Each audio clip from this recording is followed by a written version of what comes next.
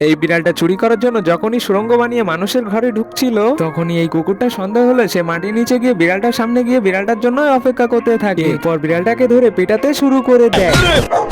কিন্তু তখনই বিড়ালটা চালাকি করে ওপরে এসে কুকুরগুলোর মাটির নিচে কবর দিতে শুরু করে দেয়। এরপর বিড়ালটা এই পাখির বাচ্চাটাকে ধরার জন্য তার পিঠের উপরে রকেট বেঁধে আগুন জ্বালাতে শুরু করে দেয়, কিন্তু সেই রকেটটা বিড়ালটাকে ল্যাংটা করে দিয়েই একাই উড়ে চলে যায়।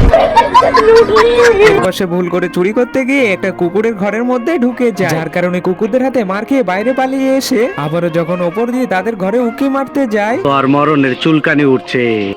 তখনই বিড়ালটা অনেক ভয় পেয়ে সেই পাখির বাচ্চাটাকে খাওয়ার জন্য আইডিয়া খুঁজতে শুরু করে দেয়। এরপর সে একটা ছাতা নিয়ে পাখির বাচ্চাটাকে ধরার জন্য কারেন্টের পোস্টারের উপরে উঠে যায়। এরপর সে ছাতার মাধ্যমে তাদের উপর দিয়ে হাঁটতে শুরু করে দেয়, কিন্তু তখনই পাখির বাচ্চাটা কুকুরগুলোকে বলে বিড়ালটা আমাকে ধরতে আসছে, দয়া করে তোমরা আমাকে বাঁচাও। যার কারণে সবগুলো কুকুর পাখির বাচ্চাটাকে বাঁচানোর জন্য বিড়ালটার দিকে ফু দিতে শুরু করে দিলে বিড়ালটা ধীরে ধীরে তাদের উপরে পড়তে শুরু করে দেয়।